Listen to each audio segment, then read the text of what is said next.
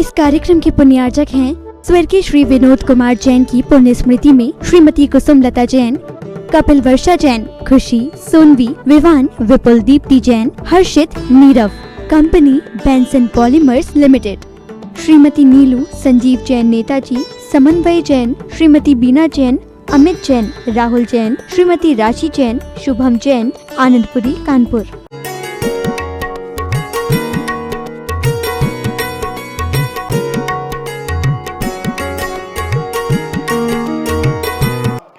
जिनेंद्र भगवान के वचनों में कभी स्वप्न में भी शंका उत्पन्न नहीं होना चाहिए। इतना विश्वास होना चाहिए, इतना विश्वास। जैसे एक नगर में साधु आया और वह साधु बहुत भूखा था, तो वह नगर से न रुक करके खेतों की ओर चला गया। खेतों में देखता है कि बहुत सारे लोग खेतों में काम कर रहे हैं। कोई भुट्टे तोड़ रहा है, कोई दूध लगा रहा है भैंस का, गाय का। और वो बेचारा साधु का भेष रख लिया था उसने। वो साधु तक कुछ भी नहीं जानता था, उसके अंदर कुछ भी ज्ञान नहीं था। मात्र अपने पेट भरने के लिए एक साधु का भेष उसने बना लिया था और एक साधु का भेष रख करके कोई अपनी आजीविका चला लेता था। और जब उस नगर के खेतों में गया तो लोगों ने भेष देखा कि लोग कहते हैं हमसे तो अच्छे हैं। तो वह साधु का भेषधारी साधु उन किसानों से कहता है मैं 3 दिन से भूखा हूं। अभी साधु महाराज बैठिए। और उन्होंने अच्छे कोमल कोमल भुट्टे निकाले, अग्नि जलाई और उन भुट्टों को सेंक दिया और नींबू और नमक और घी मिलाकर के उसमें लगा दिया। साधु ने भुट्टा खाया, दूध पिया, थोड़ी देर बैठा, फिर उठ के जाने लगा। बेचारे किसान कहते हैं साधु महाराज हमें कुछ उपदेश दीजिए, हमारे जीवन का कल्याण का कोई रास्ता बताइए। साधु कहता है देखो मैं सच बात बताऊं, मैंने अपने पेट भरने के लिए ये भेष रखा है। मैं कुछ भी नहीं जानता, मुझे कुछ धर्म के बारे में कुछ नहीं आता। मगर बेचारे किसान इतने श्रद्धावान थे, उन्होंने कहा ऐसा हो ही नहीं सकता कि जो साधु हो और उसे कुछ आता ना हो। कितना बड़ा विश्वास और उनकी श्रद्धा इतनी बढ़ गई। बोले नहीं आप तो कुछ भी दीजिए, कोई मंत्र दीजिए, कोई मंत्र दीजिए। और वह साधु ने कहा अब क्या करूं, पहली बार फंसा हूं। अभी तक तो लोग मुझे भोजन दे देते थे, मगर इन्होंने तो मुझसे कोई मंत्र मांगा है और मेरे पास कोई मंत्र नहीं है। फिर भी जो बहुत सरल परिणामी होते हैं, भद्र परिणामी मिथ्या दृष्टि होते हैं, कोई ना कोई ऐसी बात उनके अंदर से निकल जाती है। तो उस साधु ने क्या कहा, उन व्यक्तियों से कहा साधु आया, भुट्टा खाया, चला गया। ये मंत्र है। साधु आया, भुट्टा खाया, चला गया। और सारे किसानों ने बड़ी श्रद्धा के साथ उस वाक्य को, उन शब्दों को हृदयंगम कर लिया, विश्वास कर लिया। और वो कोई भी कार्य करें, साधु आया, भुट्टा खाया, चला गया। अभी एक राजस्थान में मूतेश्वर महादेव, जहां लोग लघु शंका करते थे, वहां एक चबूतरा बना करके महादेव जी को बिठा दिया और उसका नाम दे दिया, क्योंकि हमें कब्जा करना है। तो भगवान के साथ इतना बड़ा खिलवाड़, भगवान का इतना बड़ा मजाक, बंधु हमें समझना होगा कि ये मस्तक कहां झुकेगा। भगवान की पहचान जब तक हमें नहीं हो तब तक ये मस्तक झुकाना मत। या तो तुम्हारे मस्तक में इतनी ताकत हो कि जहां ये मस्तक झुकेगा वहां भगवान को प्रकट होना पड़ेगा, होना पड़ेगा। एक हमारे समनभद्र स्वामी हुए जो बहुत बड़े दार्शनिक थे, बहुत बड़े गुणवान थे, चारित्रवान थे, ज्ञानवान थे, न्याय दर्शन व्याकरण अनेक अनेक विद्याओं से ओतप्रोत थे। कर्म का उदय है, कब किसे कहां से कहां कर्म ले जाए कुछ नहीं कहा जा सकता। पूज्यवर खुला चैलेंज देते थे, कोई भी आकर के मुझसे वाद विवाद कर ले, और अपनी पिच्छी के माध्यम से घंटा बजाते थे, डंका बजाते थे कि कोई भी आकर के मुझसे वाद विवाद कर ले, कैसा भी व्यक्ति हो। यहां तक कहते थे साक्षात जिनका जो भी इष्ट है वो इष्ट आकर के मुझसे वाद विवाद कर ले। मगर अचानक ऐसे तीव्र कर्म का उदय आया कि उन्हें भस्मक व्याधि रोग हो गया। भस्मक व्याधि वो कहलाते हैं कि जितना खाया जाए वो एक क्षण में भस्म हो जाता है। और पूज्य पर एक मुनिराज 32 गिलास आहार ले सकते हैं। 32 गिलास का मतलब है 1000 चावल का जितना वजन होता है उतना वो एक गिलास माना जाता है। यानी 32,000 चावल का जितना वजन है उतना भोजन लगभग मैंने कहीं तुलवाया था 515 ग्राम या ऐसा कुछ होता है। तो इतना भोजन साधु कर सकता है। और आविकाएं 28,000 चावल का वजन जितना होता है उतना वो भोजन कर सकते हैं। पानी आदि अलग है, केवल उन्होंने अन्न की व्याख्या की। तो वह जो भी भोजन करते हैं वो भस्म हो जाता।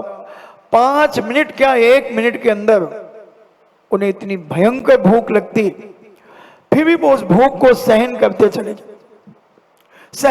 चले जाते। अचानक उनके मन में भाव आया कि क्यों ना मैं समाधि ले लूं।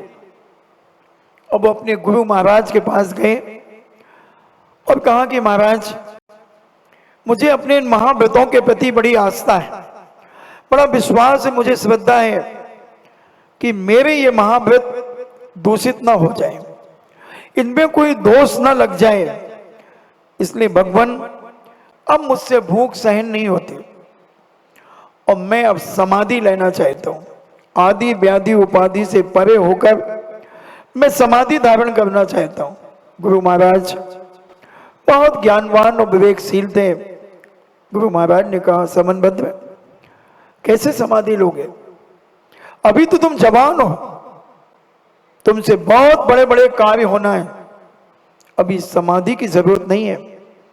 तो उन्होंने कहा भगवान ये तो मैं भी जानता हूं, मगर अब मुझसे ये महाव्रत, क्योंकि शरीर अन्न का कीड़ा है और अन्न सीमा से ज्यादा मैं ले नहीं सकता और बहुत जल्दी मुझे पुनः भूख लग जाती है, ऐसी कोई बीमारी मुझे हो गई है।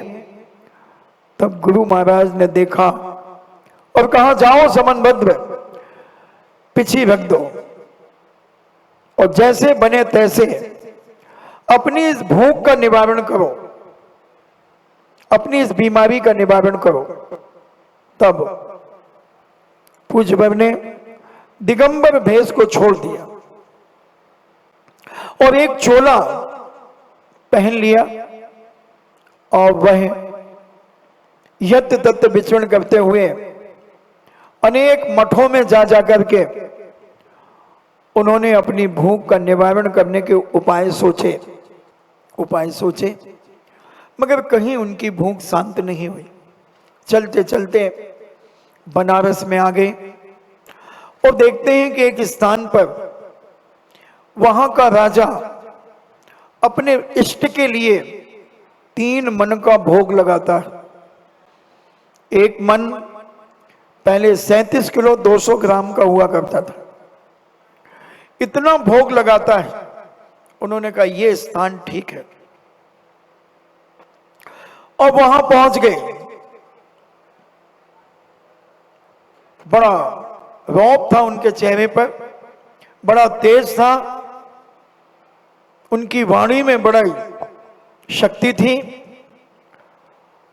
और जब वहां देखा कि बहुत सारे वहां के पुजारी वो भोग लगा करके स्वयं ग्रहण कर लेते हैं, समनभद्र ने विचार कर लिया यही स्थान अपने भूख का निवारण करने का होना चाहिए, होगा। और उन्होंने उस राजा को चुनौती दे दी कि राजन, एक बात कहूं, तुम जो 3 मन का भोग लगाते हो ये सब तुम्हारे पुजारी खा जाते हैं, और मुझ में इतनी ताकत है कि मैं ये संपूर्ण भोग तुम्हारे इष्ट को खिला सकता हूं। क्या? राजा कहता है इतनी ताकत? बोले हाँ, मगर शर्त है कि इस पूरे स्थान पर मैं अकेला रहूंगा, कोई भी नहीं रहेगा, सारा स्थान को बंद कर दिया जाएगा और कुछ घंटों के बाद इस स्थान को खोल दिया जाएगा, एक दाना भी नहीं बचेगा। राजा कहता वाह, जिस इष्ट के लिए मैं सालों से भोग लगा रहा हूं और ये हमारे सारे पुजारी खा रहे हैं, आज मेरा बड़ा सौभाग्य का उदय आया है कि एक ऐसा संत आया है, एक ऐसा प्रभावशाली व्यक्तित्व आया है जो मेरे इष्ट को खिलाएगा। समनभद्र के प्रति उस राजा शिवाइन राजा की भी भक्ति बढ़ गई, श्रद्धा बढ़ गई, और समनभद्र ने सबको हटा दिया, सारे लोग हट गए और शिवाइन राजा भी चला गया। समनभद्र ने देखा कि प्रांगण के अंदर कोई नहीं है,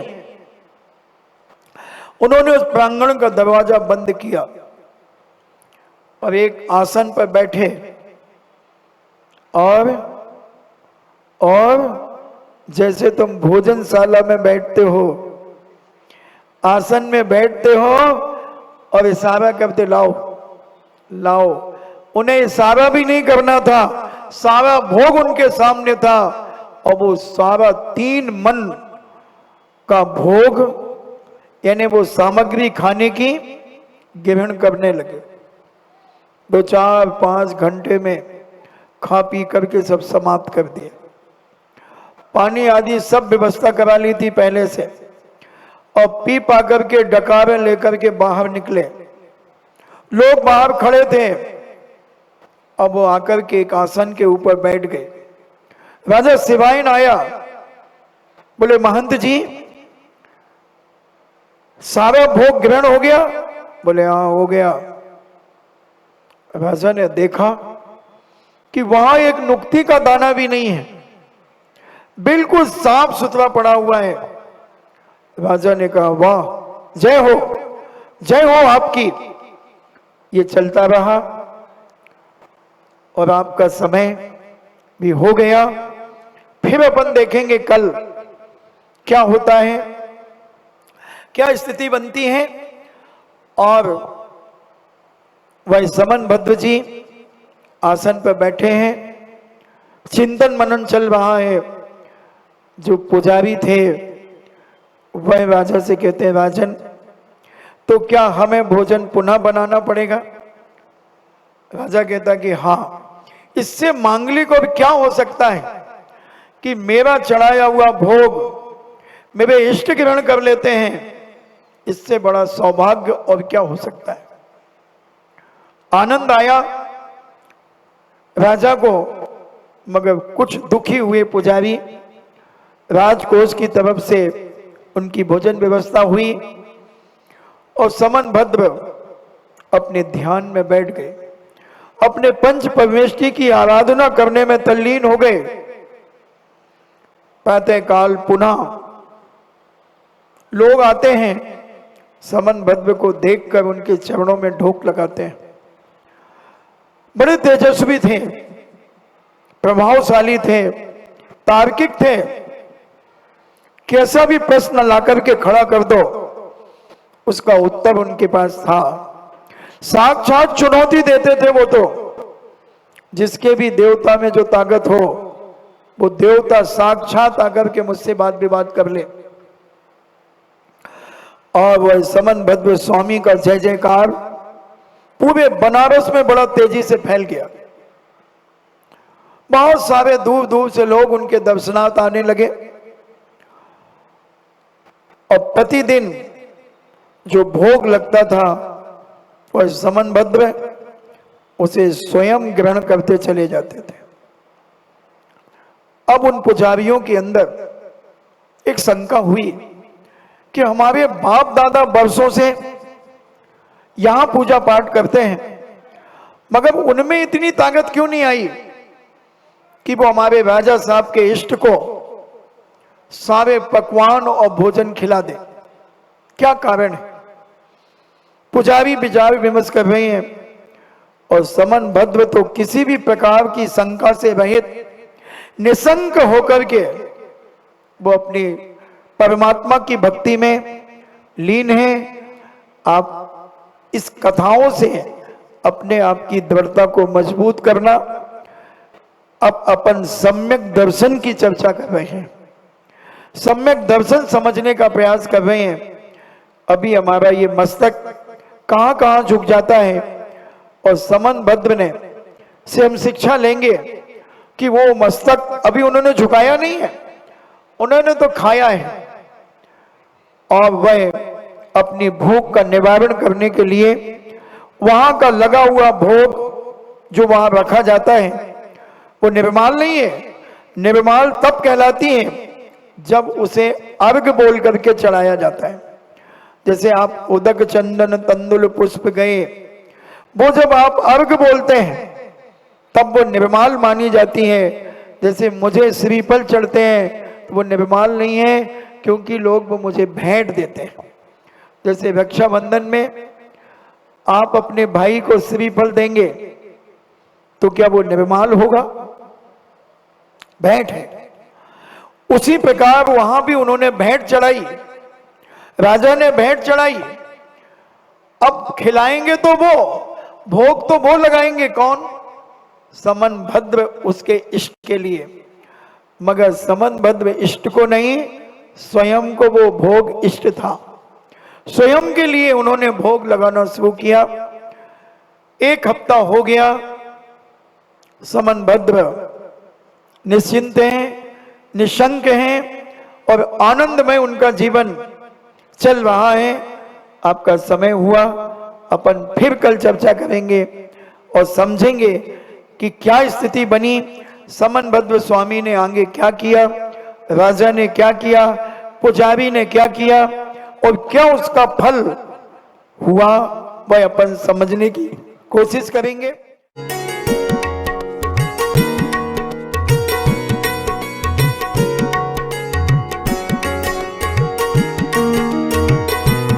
इस कार्यक्रम के पुण्यार्चक थे स्वर्गीय श्री विनोद कुमार जैन की पुण्य स्मृति में Shrimati Kusumlata Jain, Kapil Varsha Jain, Khushi, Sonvi, Vivan, Vipul Deepti Jain, Harshit, Neerav. Company Benson Polymers Limited. Shrimati Neelu Sanjeev Jain Netaji, Samanvay Jain, Shrimati बीना जैन, अमित जैन, राहुल जैन, श्रीमती राशि जैन, शुभम जैन, आनंदपुरी, कानपुर।